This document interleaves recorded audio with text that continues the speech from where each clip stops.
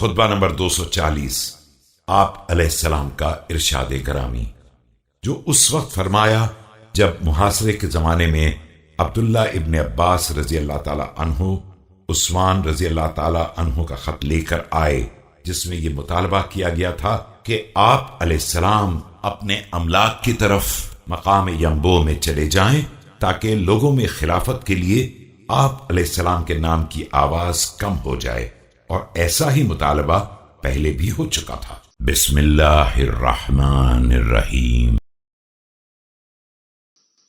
يا ابن عباس ما يريد عثمان إلا أن يجعلني جملا ناضحا بالغرب أقبل وأدبر، بعث إلي أن أخرج۔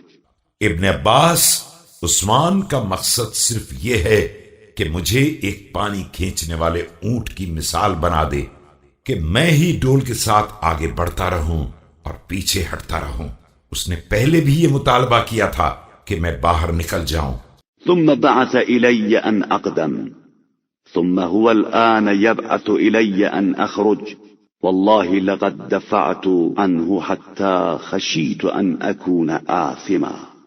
پھر تقاضا کیا کہ واپس آ جاؤں، اور آج پھر یہ مطالبہ ہو رہا ہے کہ باہر چلا جاؤں۔ خدا کی قسم، میں نے عثمان سے یہاں تک دفاع کیا کہ یہ خوف پیدا ہو گیا کہ کہیں گنہگار نہ ہو جاؤں۔